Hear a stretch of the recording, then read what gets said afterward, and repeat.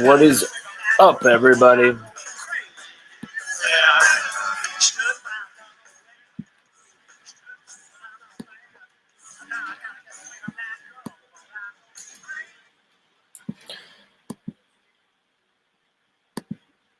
Here we are. Jared Billiot is in the house. Let's go. How you doing, brother? How you doing? Let me get on some more light. 1 second. It's about that time of night where you got to start hitting on the kitchen light and stuff like that after, saving the power, having it off all day. Now it's like it's starting to get to that point where it's getting dark. It's like, oh shit, we gotta hit the stuff on. How's everybody doing? Friday night. My man Chris Melder as well is in the house. We've got Jarrett Billiot here. LSU 12-0 2024 Tiger. I love that handle. And White Trash Tiger, as he's known on Twitter. Chris Melder in the house. We've also got little partner in crime, Sage. He should be on his best behavior. I just got him a nice little car. His mama is about to come back in the next 10 minutes or so. So he should not be a bother while we have a very interesting discussion here on a Friday night. But we still love to have him around. Huh, buddy? You're only going to be little once. So we're like, hey, let's have his hair get long. I know, it's entrancing. It's cool. But let's get to the brass tacks. Let's get to the task at hand here. LSU Odyssey transfers coming in, going out. And today we already have done a live stream once today. Where we were talking about some of maybe the more, ooh, wow, not shocking, but maybe, ooh, wow, that guy left. Kind of like Ryan Yates, I think, shocked some people because I know there was probably about 15, 14 people who texted me about it, like in shock, which. I mean, he was on our transfer watch list for a reason. We felt really weird vibes from a staff that were usually very high on Ryan. And now their eyes may have been turned to Kylan Jackson and Deshaun McBride back there, perhaps. And, putting their faith in Major Burns. And so Ryan Yates feels, I gotta go. And there's some options outside the SEC for me to go to. Oklahoma has always been big fans of him. Ohio State, Notre Dame. Ryan Yates can have no problem, but he is the most starter-ready player who has transferred so far. Jackson Howard, another awesome player. Talent, I feel, is there. Some people have said he's too stiff. Hey, buddy. He just said, yeah, that's cool. Some people have said he's too stiff. Some people have said he's too Sage. Some people have said he's too stiff. Some people have said he's too statuesque. I haven't really felt that with Jackson Howard.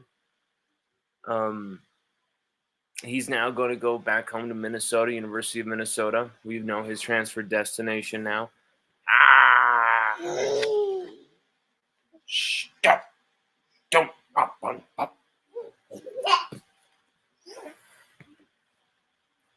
It's from one of our books that he likes to read. He finds funny.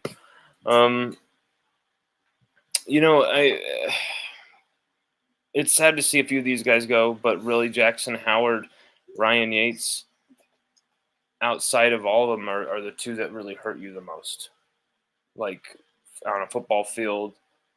And for me, two guys that I really liked, and two families that I thought were awesome. Jeremiah Hughes is right with him as well. I should include him. Some of the other guys, were hard to get in contact with over the years. Some of the guys are kind of closed off. It was sad what happened with Matthew Langlois. The injury. He was such an interesting athlete. Who knows what could have happened with some healthy seasons, some development? Who knows? And anyone who says, "Oh, it was never going to happen. He was undersized or this or that," I think you're kind of being dumb there, because there's people who've said, Clyde Edwards-Helaire was undersized. People said, Drew Brees was undersized. People have said legendarily that certain guys couldn't do this or that. So it's never, especially at LSU.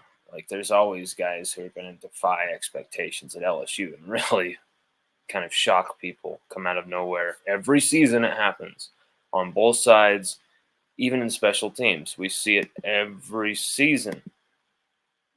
So how, this season's going to be no different. But, some guys leaving, and that sucks. That sucks to see. But I think this is obviously what LSU needed, because LSU were over the scholarship limit. I must, the national people aren't going to tell you this. They just, LSU are losing players, LSU are losing talent, blah, blah, blah. They're not going to point to the fact that, hey, we actually had to make a few tough decisions here regardless. They wanted to keep Ryan Yates. They wanted to keep Jackson Howard.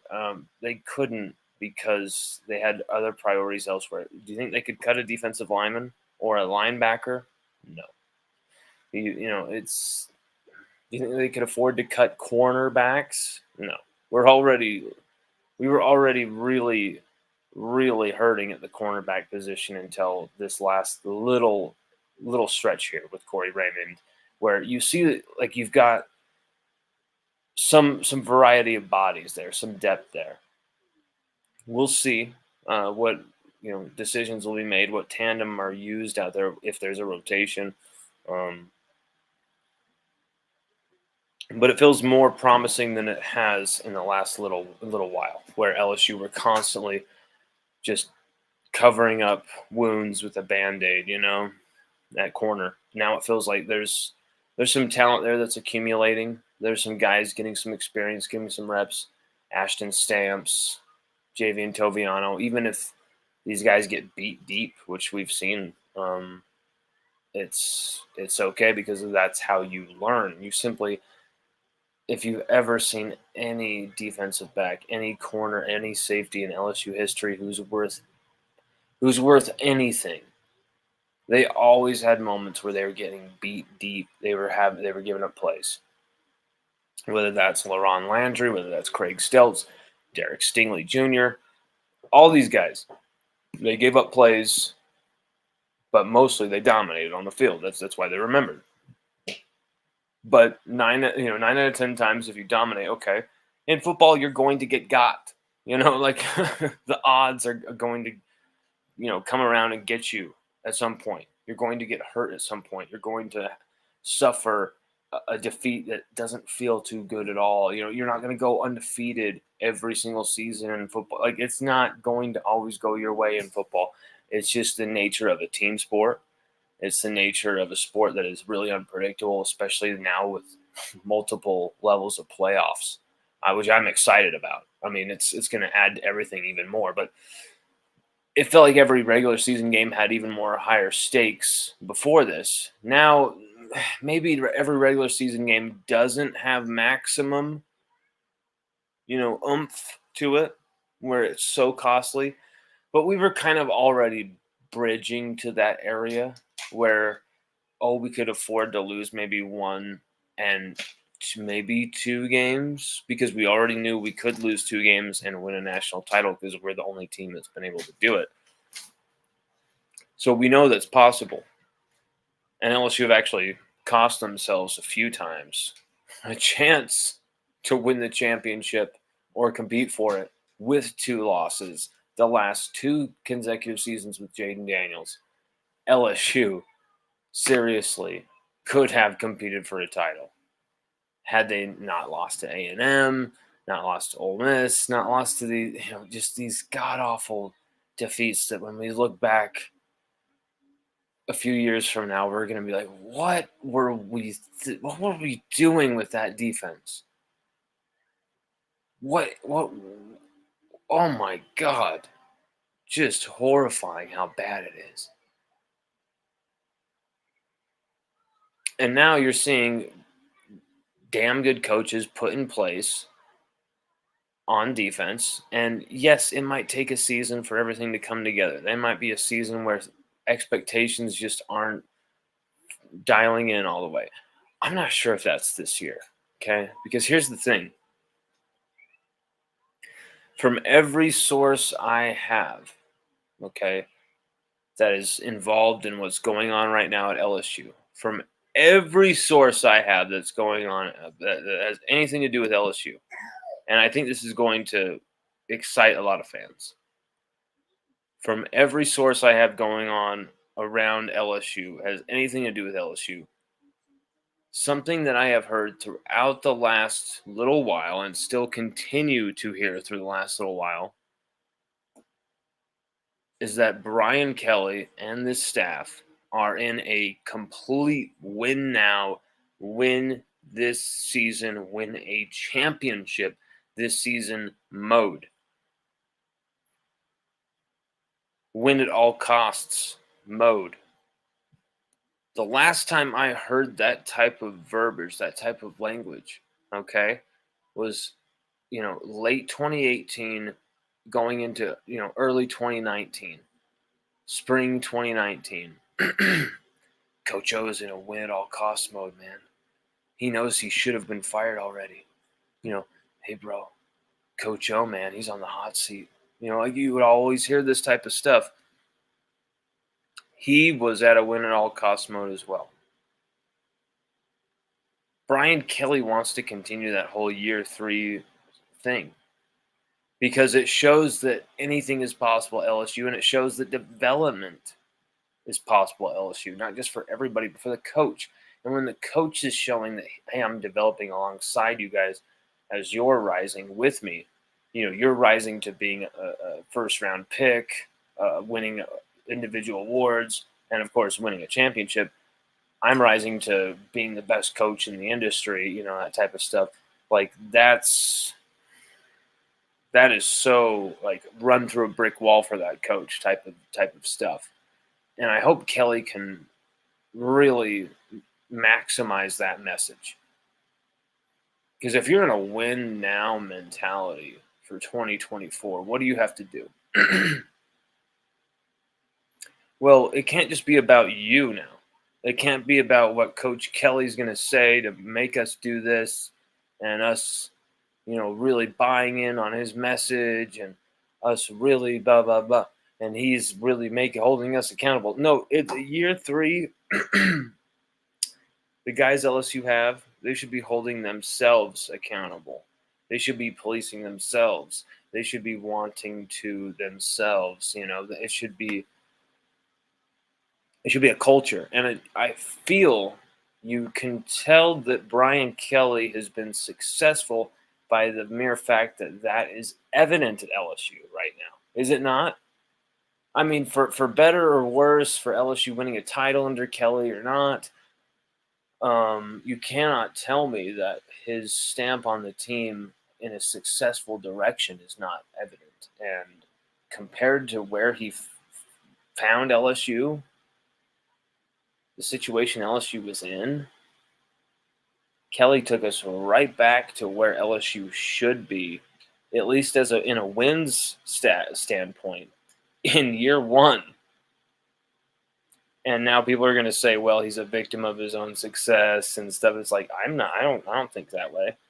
If LSU only win 8 games this season, it'll be because the defense is still just filled with players who are just not good enough from a talent standpoint. And we will find that out. That will be exposed one way or another this season. That argument, there's been an argument about that, whether last season's defense was really good, but we just didn't play the right personnel, / Matt House had the worst schemes, all that stuff contributed to it being bad, right? Disinterest from the players, mutiny possibly from the players, whatever. You've heard all these stupid Tiger droppings rumors. I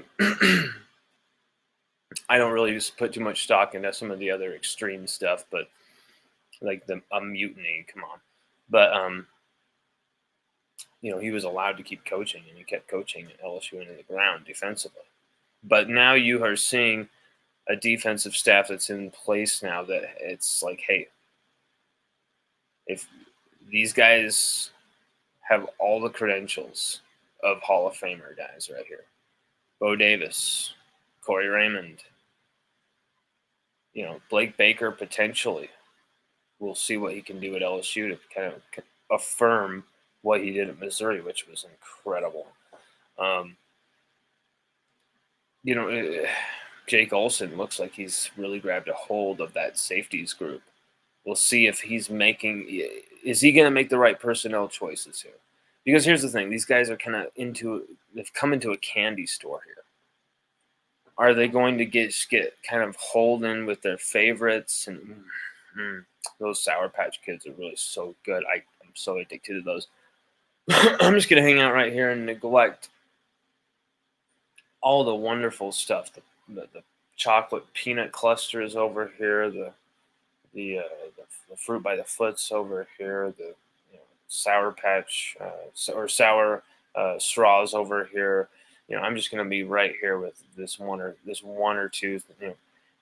Are they going to buy into the favoritism of veterans as well? Because we saw that where Omar Speights has to play no matter what over what weeks. I think we'll see a lot of interesting stuff about the defensive staff. But one thing that cannot be questioned about this defensive staff is their ability to attract talent from the portal and from recruiting. LSU are about to potentially have an unbelievable recruiting era for 2025, 2024, 2023. All were top 5 classes for LSU. And now we have a number 1 class of 2025. And, Keelan Moses, the leader of that defensive group that is taking shape, it's very interesting. But if LSU want to win now,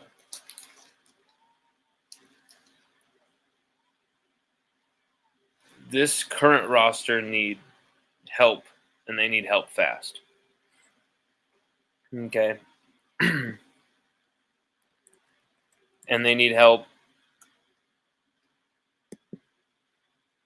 very quickly on the defensive line, or it's not going to happen for them. Because you just can't, you won't be able to withstand physically the length of this season.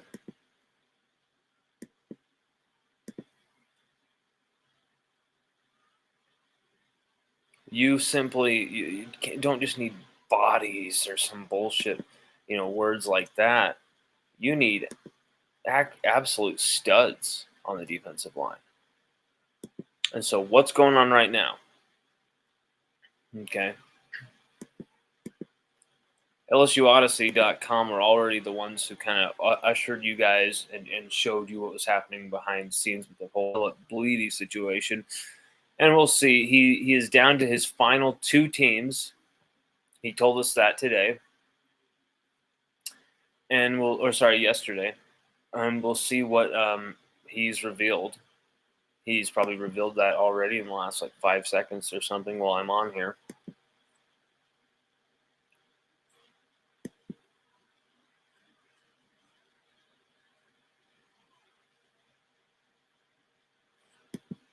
But there's already some big time targets for LSU.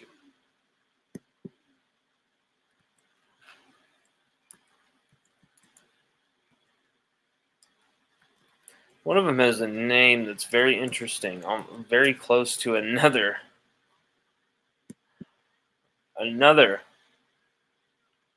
LSU transfer.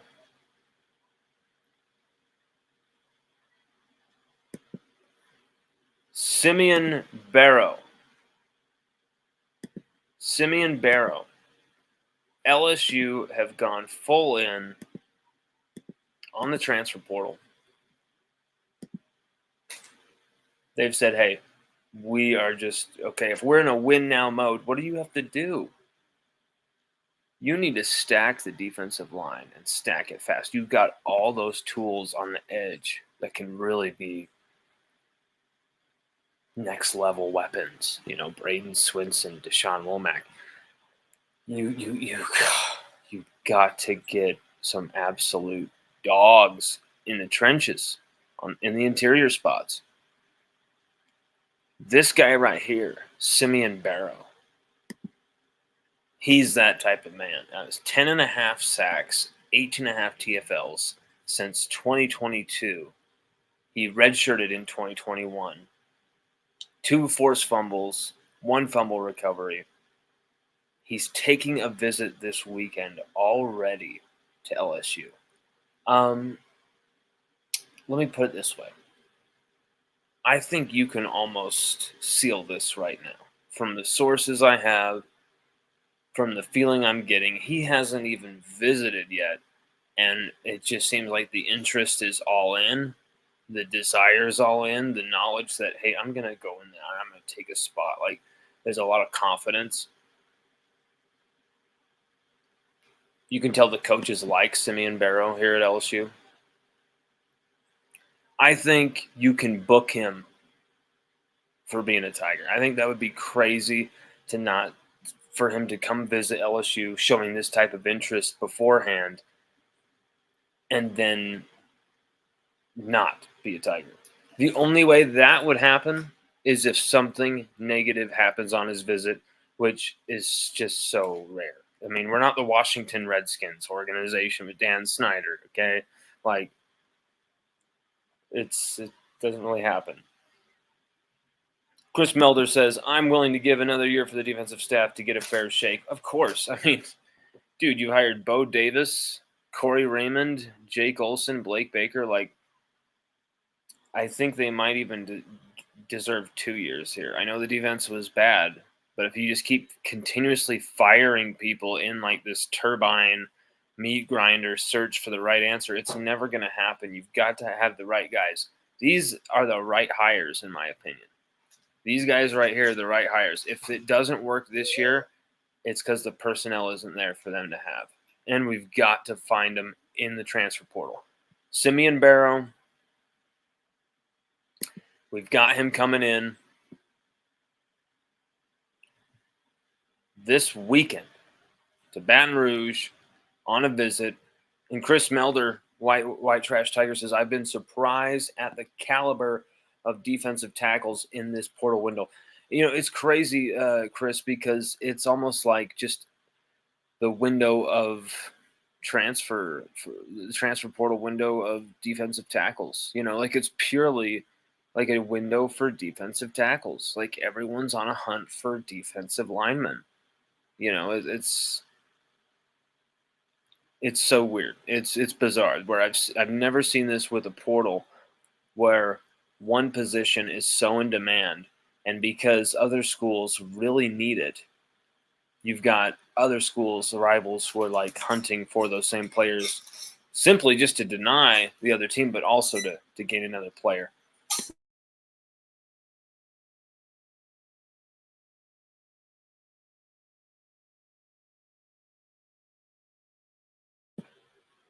Oh my God, Sage literally just like dragged a fork across the plate while I'm up here. Oh my God, buddy, you're killing me. Ooh. Whew, you give me some chills there, buddy. That was one of the worst sounds I've ever heard.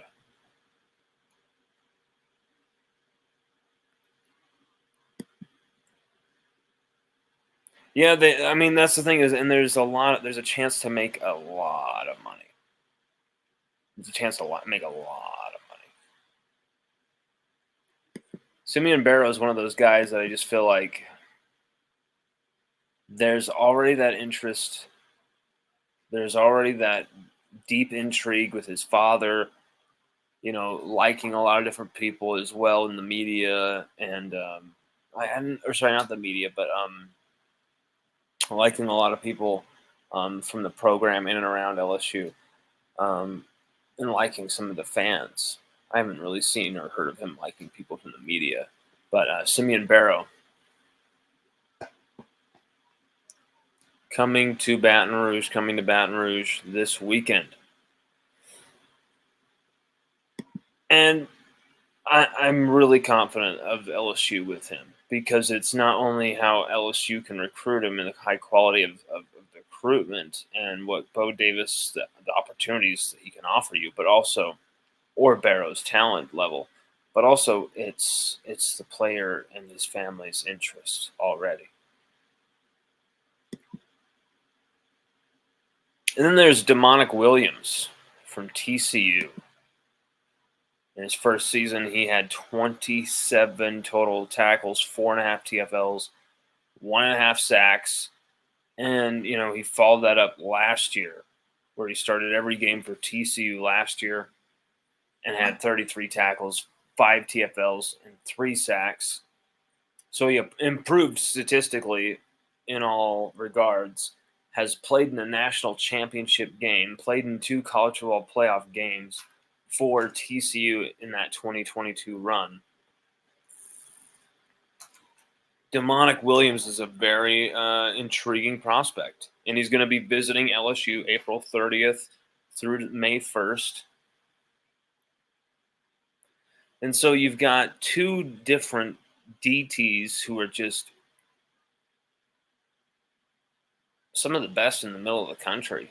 TCU, Texas, Demonic Williams. You got Michigan State, Simeon Barrow, and you got Bo Davis, who's going to be developing these 2 guys around Jacoby and Guillory, around Braden Swinson, around Deshaun Womack, around Savion Jones, around Parishon. LSU's defensive line could go from severely depleted, severely disfigured in a way after losing Mekhi Wingo and Mason Smith. Mason Smith, for sure, it felt like a year or 2 soon than it should have been. But really, for both of them, you lose both those guys. It felt like LSU's defensive line were really in a bad spot coming in through the spring, and just kind of a depressing spot. Not when you watch the way Bo Davis coaches. I've got a great feeling about them. And the way that Preston Hickey, the way that Sean Washington played, those guys stepped it up big time in the spring game and were awesome in the second string. But still, you bring in guys like Simeon Barrow, Demonic Williams, potentially Philip Bleedy, and then there's a name in the background who could very well be shoved in the foreground here at any moment. And I think you guys deserve to hear from me tonight who that name is. But really, LSU have all these options. And we're going to get into that name in just one second. But that's 3 options right there, plus a 4th that's come on the table. That's always been there, really. But in another way, how are LSU going to pull this off? We haven't seen that name in the portal yet. And, people were saying, hey, how come LSU hasn't done anything, after the first day? And I'm like, relax. There's names that still haven't hit the portal yet. And then what happens? Boom, Simeon Barrow the next day. And I was telling people there's a top guy, Simeon Barrow, who's going to be hitting the portal. Top guy, the number 1 in the country, really, out of these targets. And boom, On3 rates him number 1 in the transfer portal the second he hits the portal. And you knew if LSU were doing their due diligence, they would, hit every one of these guys up the second they hit that portal. And they did.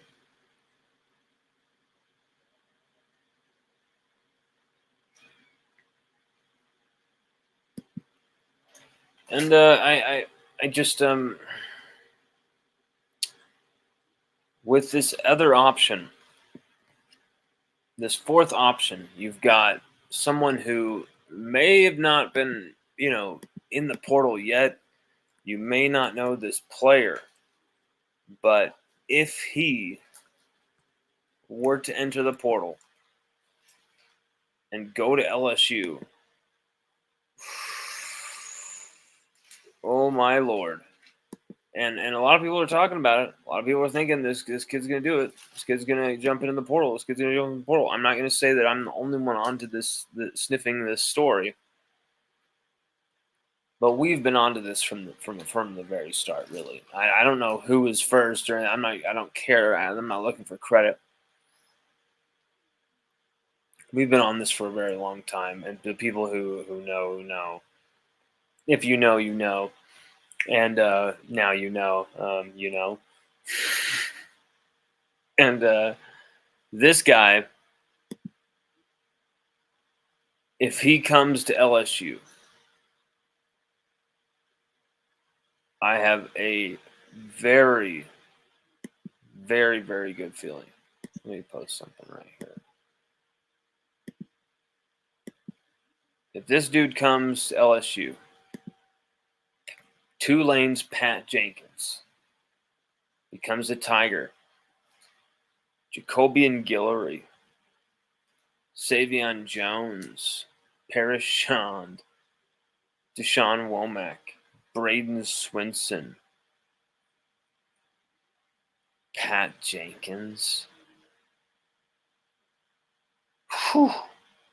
Dominic McKinley, Gabe Relaford, who had 3.5 TFLs and 2 sacks in the spring game. This defensive line could go from one of the worst in the SEC, potentially, and last year being extremely disappointing, one of the worst in college football, to being potentially one of the best. Absolutely riveting in their stacking of talents when you've got Pat Jenkins. LSU have not, contacted Pat Jenkins. Pat Jenkins has not entered the transfer portal officially as of yet. There have been whispers, there have been rumors all along that he would enter the transfer portal because, it's not just he's done a lot for Tulane and they've kind of, gone to this mountaintop of way beyond anything anyone thought Tulane could do, getting to a New Year's Six bowl. And having a crazy season when you look at their stats as far as pressures and tackles for loss and sacks, just putting up crazy numbers. Pat Jenkins, defensive tackle, was a big part of that. But they also lost former LSU assistant Gerald Chapman, who was in line to be a defensive line coach at LSU this spring before he left to Tulane last year. He interviewed for the job. The job was ultimately given to South Carolina's, bless you, my boy, to South Carolina's Jimmy Lindsey. Jimmy Lindsey, of course, had his health issue, couldn't coach, but Gerald Chapman then went to Tulane and had a hell of a season coaching that defensive line. After this last season, Gerald Chapman now goes to Florida. Now, I'm just wondering, Florida, it could be on the table for Pat Jenkins, of course, Gerald Chapman being there. But why go anywhere when the best defensive line coach is literally from New Orleans to Baton Rouge, just an hour away, basically? Depending on good traffic, an hour away from your campus. You've got LSU. You deserve to play at LSU. You've been dominant in your conference, but your conference is too small for you to be able to show just how dominant of a player you can be. Because no matter what anyone says, no matter how highly touted you are coming out of the draft, they'll say, "Oh, well, you always played for this small conference." "Oh, well, I can't help the conference I'm in." And people will say, "Yeah, you can. You could have transferred. I couldn't transfer back in the 70s, my boy. Like that's the type of stuff they'll say. Going to LSU is a way to improve even your draft stock, not only to win a national championship and to develop and to get better. Pat Jenkins is already a freak. LSU, he could become an absolute Louisiana animal. And he could fulfill a lot of dreams as well, the personal ambitions that he probably has is the same. But Pat Jenkins, a player LSU has to have, a player LSU needs to have, a player that I think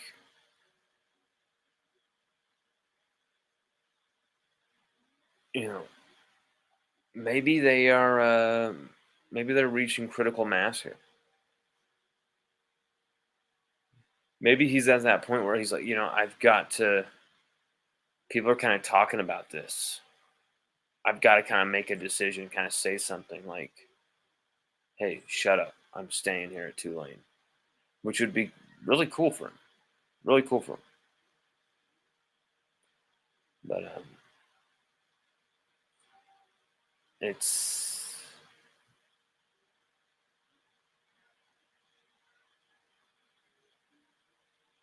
it's down to Pat Jenkins and his personal ambitions here. And there's so many options now that LSU has. I mean, we haven't even talked about Akeem Ajiji-Lee from Houston.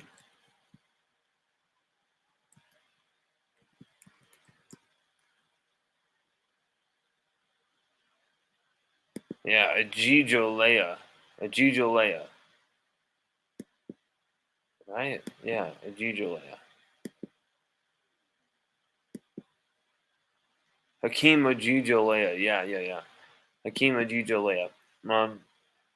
Hasn't really played much at Houston, but he's just got an incredible frame, incredible size. And I think maybe you get him as like a project, but this guy like plays the nose, hasn't really played.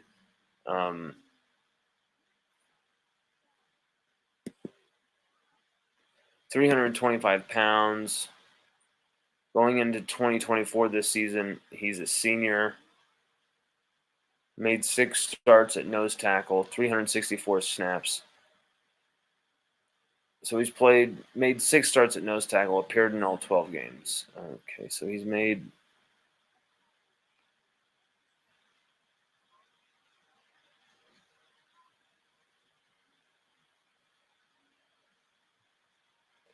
So he's played more than I thought. Wow, okay. But this is also for Houston. This is, yeah.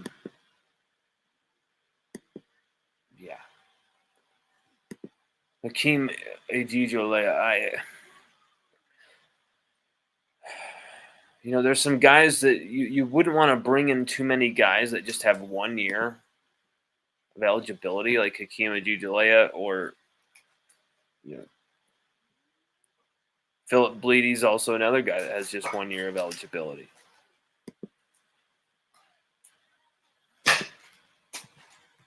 And so you bring in a ton of guys that are mercenary, like I must get my playing time, like it's going to create a crazy situation. Maybe you want to bring in one guy that's kind of more of a project, and then one guy that's really young and can give you like high energy reps and can maybe hopefully get you through games if someone's injured, and then you get a few veteran like stars, and that would, that's really like the ultimate hopeful situation. But we're probably only going to get 3 defensive tackles here, and that's best case scenario is getting 3.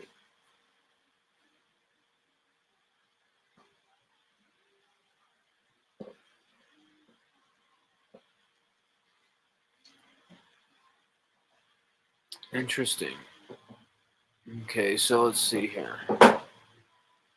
So how many seasons has Pat Jenkins played here? I swear to God,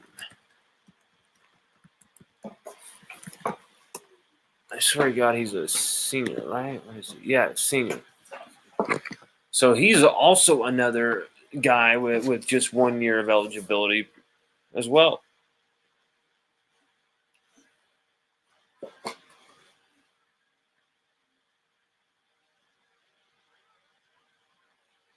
How do you guys feel about that? Getting potentially Pat Jenkins, Philip Bleedy, Keem Ajijolea, all with potentially just 1 year of eligibility. Um, Also, same with Simeon Barrow, another guy with just 1 year of eligibility. Simeon Barrow, potentially 4 guys with just 1 year of eligibility.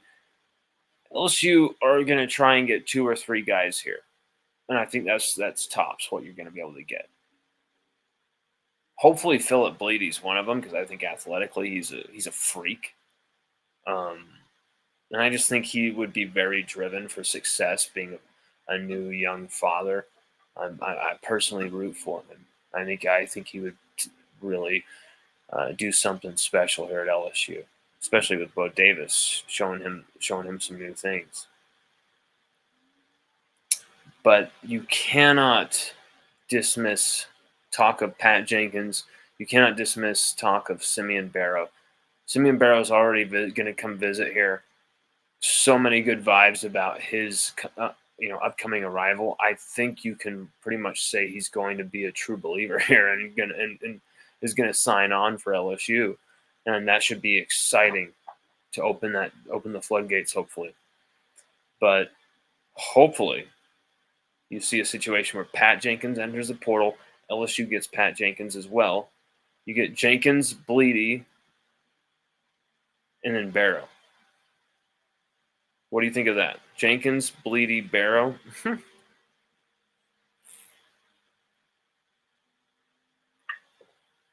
Brian Kelly's already gone on the record and said we are very happy with Jacobian Guillory as the defensive tackle for the run stopping. We love having him as the run stopping defensive tackle. We need the pass rushing piece. We need the penetrating piece. We need the guy that can absolutely kneecap the left guard, the right guard, the center, and free up a gap for a stunting edge man, or a linebacker, one of those blitzers, a secondary blitzer. And Pat Jenkins is a freak, a physical freak. Philip Bleedy, physical freak. Experience as well. These guys are Simeon Barrow, physical freak, experience. They're all experienced. They're all well-traveled. They're all ready to rock and roll as well. They're all ready to play.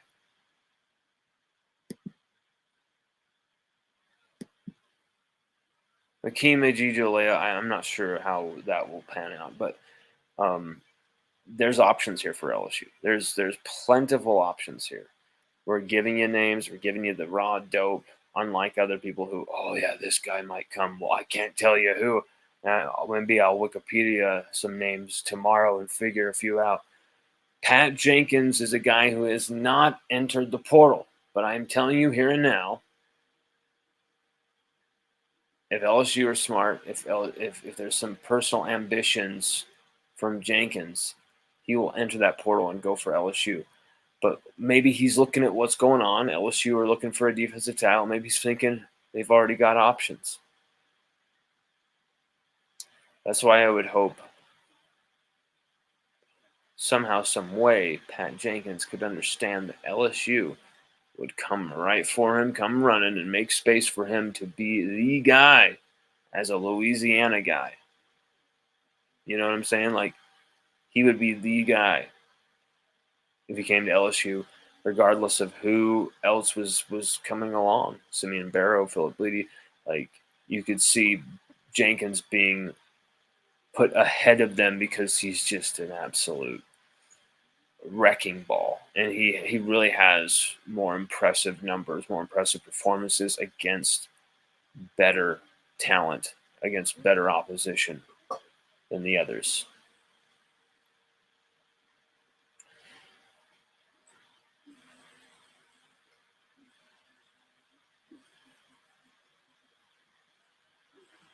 Just 1 second, everybody. If you have any comments or questions about any of the names we have gone through, We've given you it all here.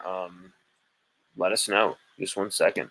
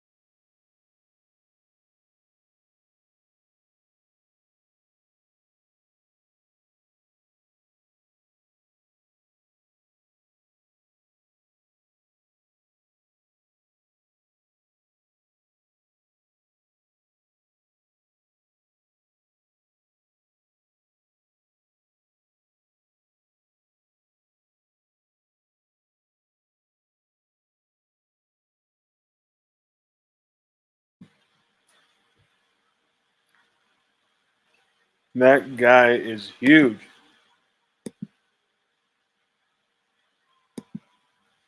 Pat Jenkins is big.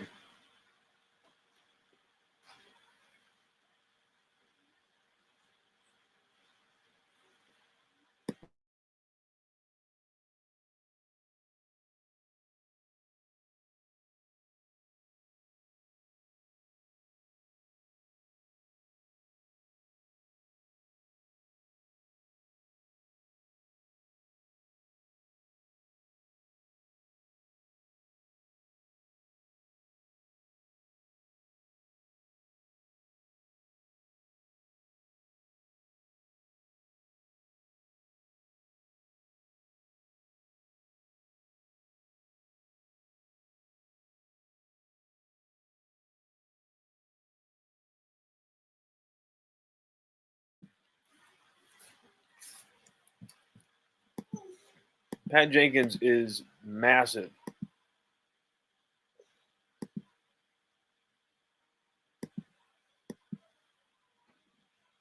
Don't turn that off, buddy.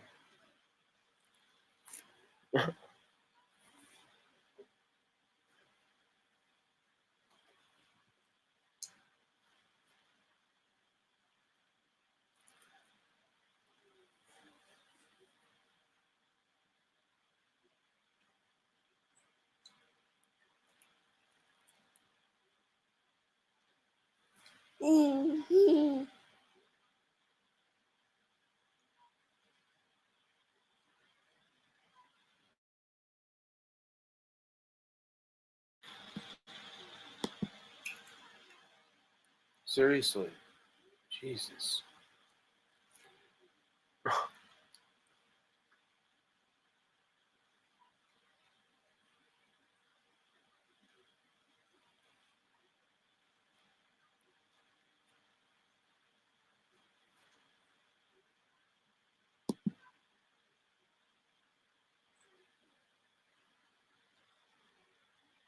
Hmm.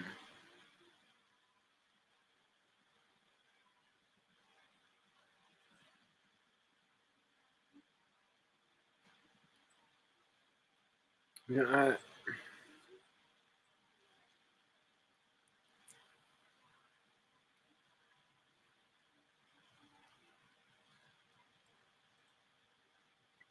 hmm. Ooh.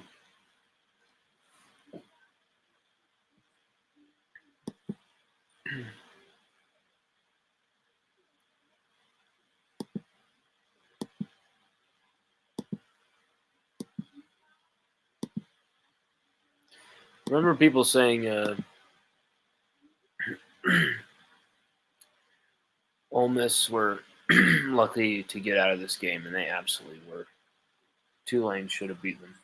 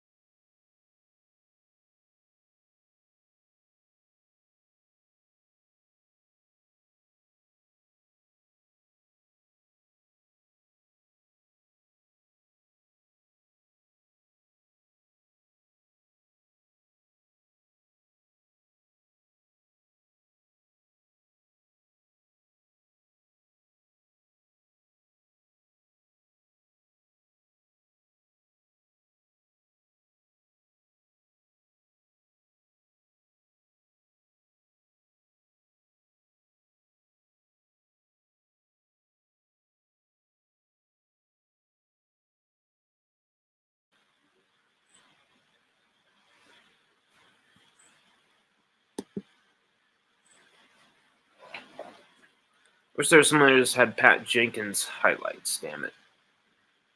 I have to sift through this whole thing. I don't like watching Ole Miss, huh? Do we want to watch Ole Miss Tulane games, Age? I don't think so, huh? We love film study, but not to the point of watching every single team outside of LSU, unless you pay us. If you pay us, we'll watch any film. But my God, I'm not going to waste 2 hours of my day watching cut-ups of Ole Miss Tulane. Like, I already know what type of player Pat Jenkins is from watching that game live as it went down. We could go back and sift through all of it, and we likely will at a time when we're not doing a live stream where it's easier and quicker for us to do. But Pat Jenkins, you already know, high impact player. LSU get him. Simeon Barrow coming this weekend. You'd potentially Philip Bleedy being one of his final 2 schools. You got Auburn in the mix there as well. We'll see. LSU have options though, and that's very. You've got to like LSU, at least their chances to get 2 of these guys. You know what I'm saying? You want to get 3, but I think at least getting 2 of these guys is probably what's going to happen for the Tigers this transfer portal window. So everybody's obsessing over this topic right now, and it's kind of funny. Like, people are wanting to be experts in defensive tackles now. Act like they followed the career of every step of Philip Bleedy, like before this. Or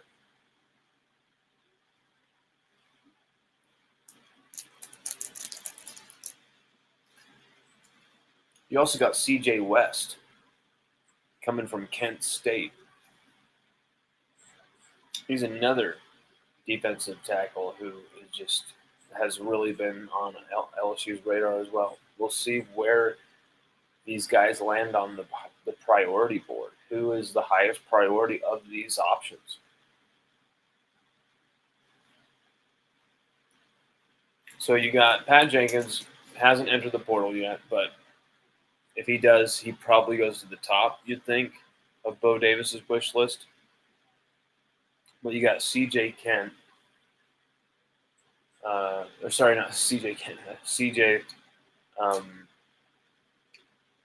Christ, I can't remember his last name right now. From Kent State. You got Philip Bleedy, former Indiana guy, former Texas Tech guy. Already visited LSU. You can see our exclusive interview with him, his views on LSU, right there on LSUODYSSEY.com. Go to the exclusive interviews tab.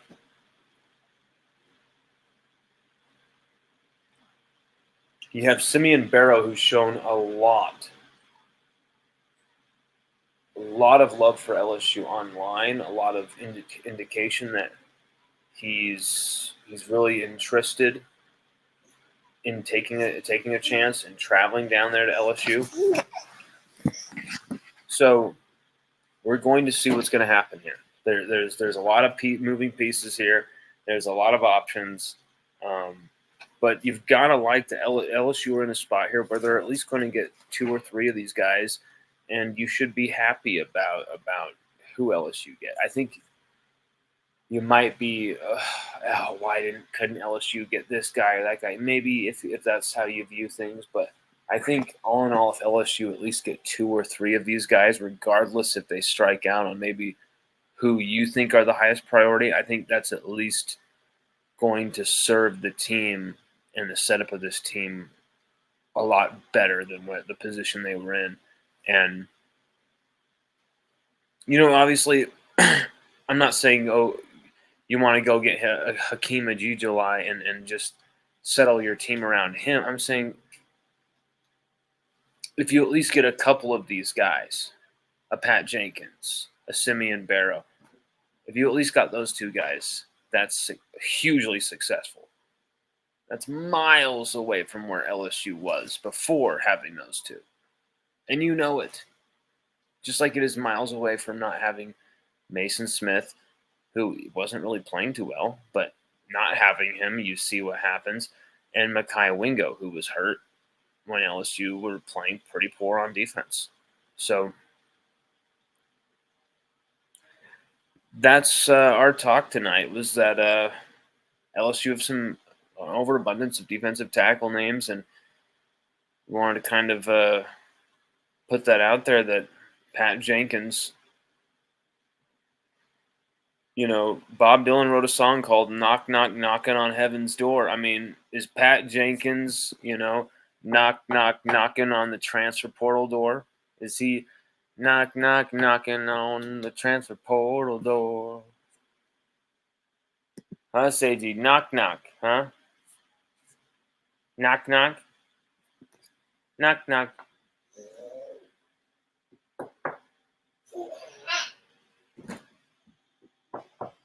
Knock, knock. Knock, knock. Knock, knock. He's going towards the door like, what's going on? What is this madness? We're going on a walk in just a sec. I need to say bye-bye to everybody. Thank you for watching, everybody.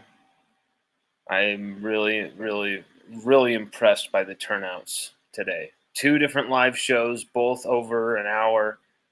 All of you guys, I mean, it seems like we've continued to raise the amount of people watching the show as the broadcast has gone on, which is amazing.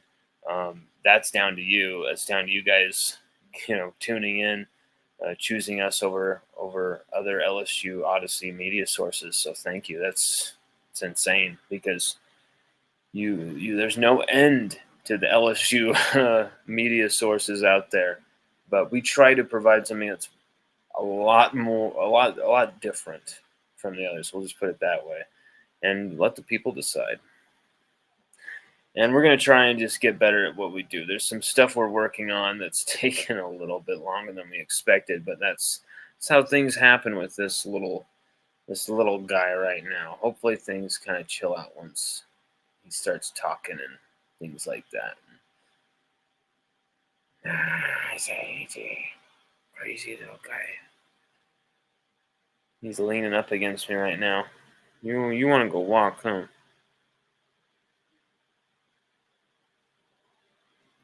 Everybody, happy Friday. I am so grateful to be able to cover the best team in the country, the best fan base in the country. I think just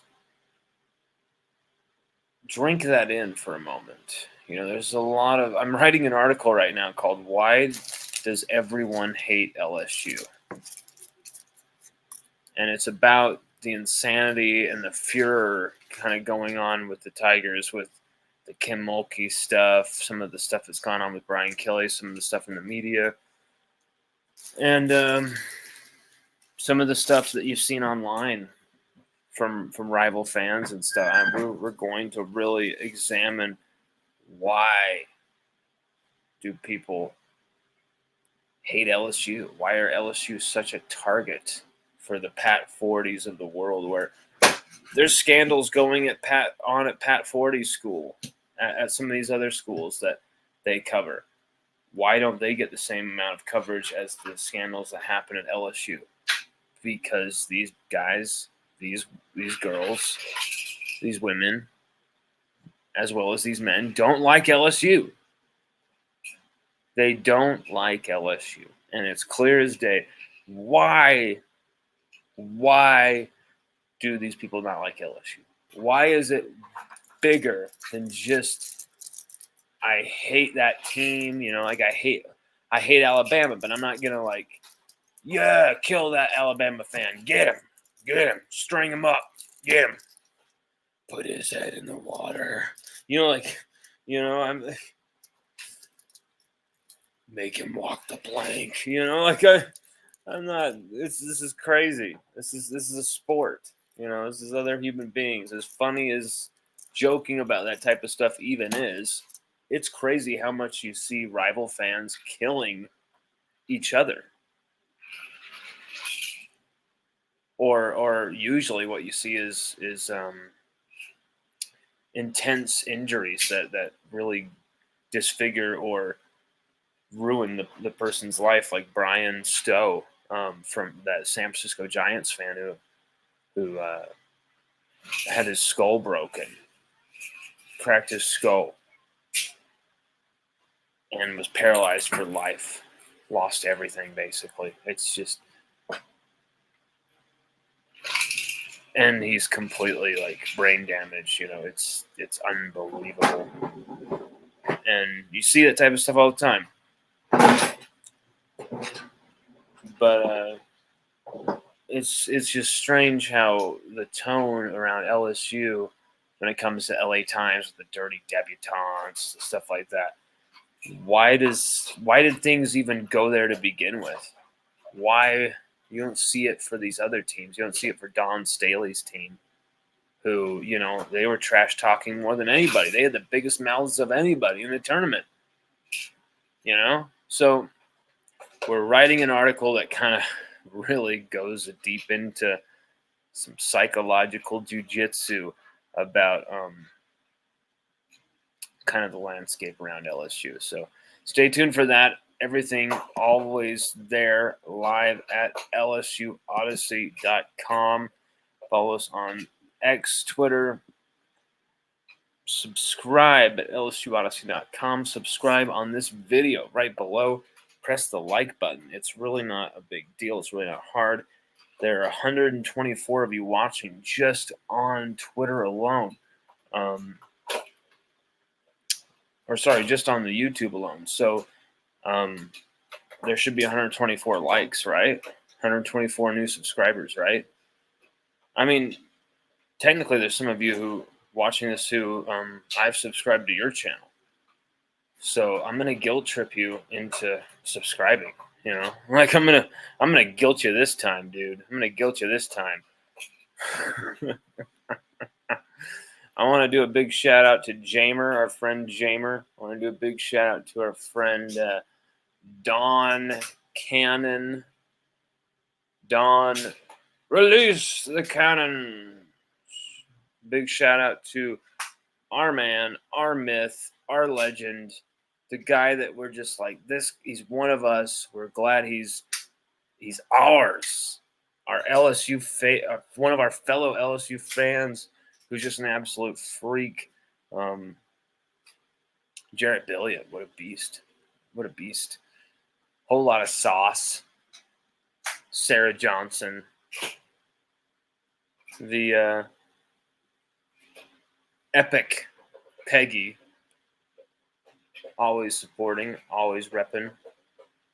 Always awesome, always classy. Well, it's been a kind of a crazy day with LSU. Some guys transferring out of the program, and we wish them all nothing but the best as well. We tried to handle discussing their departure with the best, tone that we could. I'm sorry if we fell short of that, but that's what we aim to do. Everyone have a happy Friday night.